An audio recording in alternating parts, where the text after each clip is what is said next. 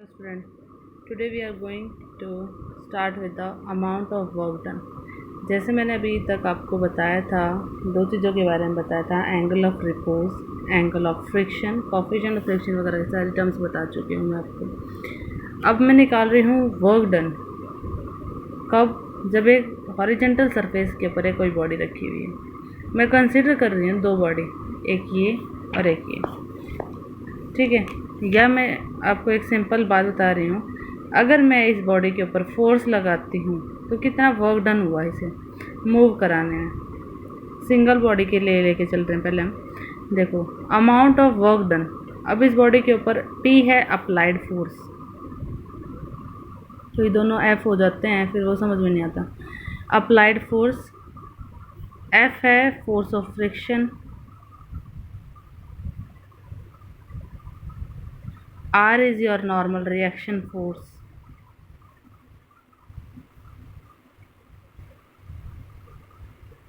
Clear? इस body का normal reaction force ये होगा इसके सेंटर पॉइंट से परपेंडिकुलर। बॉडी के ऊपर आप फोर्स अप्लाई करते हो, हमने माना कि फोर्स अप्लाई करने की वजह से इस बॉडी ये इस पोजीशन पर आ गई। इनिशियल और फाइनल पोजीशन के बीच के डिस्टेंस मानी मैंने एस। इसका कुछ मास होगा, जो वेट होगा जो इसका toward the earth, that is mg से हम इसे लिखेंगे। फोर्स ऑफ फ्रिक्शन कहाँ होगा? इसका अपोजिट डायरेक्शन में। अगर मैं इस चीज़ को देखूँ दैट r किसके इक्वल, एक पॉइंट से इक्वल हैं, इक्वल एंड अपोजिट हैं, तो r is equals to mg and p is equals to f। ये टर्म आ गई। Amount of work done, work done क्या होगा? Force into distance. फोर्स, कितना फोर्स लगा है? P इंटू एस, या बोले force into P into S is applied force into displacement. कितना डिस्प्लेसमेंट हुआ? S। एंड P किसके इक्वल है? F के, F into S. Clear? So we are having a term mu is equals to क्या होता है? F by R, force of friction divided by R. जैसे आप स्टार्टिंग से अगर जैसे ले रखा वैसे भी ले सकते हो, ऐसे भी लिख सकते हो, ठीक है। जो हम ले रहे हैं, हम क्या लेके चलते हैं, मैं ले रही थी F is equals to small f, ठीक है। सो ये आ जाएगा, ये टर्म यही है, तो कंफ्यूज मत हो ना। कैपिटल F मैंने ऊपर डिफाइन कर दिया कौन सी टर्म क्या लिखी हमने, F बाय आर। सो मैं अब इसी इससे चल रही हूँ। F की वैल्यू क्या आ गई? Mu into R. ये टर्म आ गया आपके पास, mu into R. So amount of work done, work done में भी ये वैल्यू सब्सटीट्यूट कर देंगे, तो वर्क डन क्या बन जाएगा?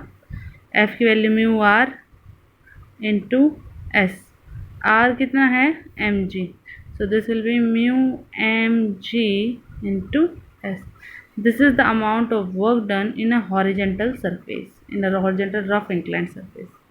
क्लियर? नेक्स्ट है आपका work done in moving a body through a rough incline plane. Rough incline plane के अंदर मैंने कंसिडर किया एक सरफेस, इंक्लाइंड सरफेस, ये एंगल थीटा है। Again this is your M G, angle is your theta, this will be M G cos of theta, and here will be M G sine of theta. इधर क्या होगा? इसका applied force, और इधर क्या होगा? इसका force of friction, and this is your normal reaction that is R. अब इसको हम क्या करेंगे? सॉल्व करेंगे। वर्क डन क्या निकालना है इसमें हमें? Work done. तो वर्क डन निकालने के लिए पहली बात वही लिखेंगे जो लास्ट उसमें किया था, आर लिखो। आर क्या है? दिस फोर्स, इस एम जी को मैंने कंपोनेंट फॉर्म में रिजॉल्व कर दिया, M G cos theta, theta के साथ, एंड अवे क्या होगा? M G sine theta. तो आर इज इक्वल्स टू, इस पॉइंट से equal and opposite, R is equals to M G cos of theta, and F किसके इक्वल होगा? M G sine theta plus P applied force. Clear? So amount of work done,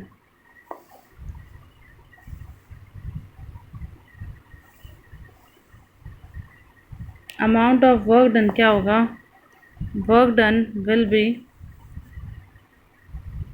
force into distance distance कितना cover किया इसने, हमने consider किया कि इसने distance cover किया है एस, वही डिस्टेंस, तो इसे हम लिखेंगे फोर्स की वैल्यू क्या, फोर्स की वैल्यू क्या, M G sine theta plus P. देखो अगर बॉडी इधर आएगी आपकी बुक में, इसको इस तरीके एम जी साइन थीटा, यहाँ पे उसने एफ ले लिया है, अगर अप्लाइड फोर्स इधर मान के चल रहा है तो फ्रिक्शन इधर हो जाएगा, बस इतना चेंज है, इसलिए इसने इसको पी लिख दिया है और ये एफ है। ये आपको ध्यान रखना है कि फोर्स किस साइड, अब वो फोर्स इधर अप्लाई कर रहा है बुक में, प्रदीप की बुक में, तो ये देख लेना, P is the force required to applied, ऊपर की तरफ लेते हुए का एग्जाम्पल है ये, body is moving upward, downward वाला आप खुद करके देख लेना, दोनों के अंदर यही बात रहेगी। तो पी इज इक्वल टू, बस ये टर्म ही तो चेंज होगी कि अप्लाइड फोर्स इधर है, फोर्स ऑफ फ्रिक्शन इधर हो जाएगा, एम जी साइन थीटा इधर आएगा, तो पी किसके को लगा, M G sine theta plus of F, हम डाउनवर्ड, मैंने पहले डाउनवर्ड वाला लिख दिया था, ठीक है, M G sine theta plus F into distance कितना कवर किया इसने, एस, दैट मीन्स क्या टर्म आ जाएगी, M G sine theta, force की जगह मैं लिख दूँ क्या, म्यू, फ्रिक्शन की जगह लिख दूँ mu R into S. So work done will be, R की वैल्यू क्या, M G cos theta, M G sine theta plus mu M G cos theta into S, this is the work done, this is the amount of work done. Work done क्या आ गया, M G sine theta mu G cos theta into S. अब मैं क्या करूँगी, M G को common ले लिया मैंने, वर्क डन कितना आ गया, एम जी, अगर मैं कॉमन लेती हूँ तो क्या टर्म आ गई, sign theta plus mu of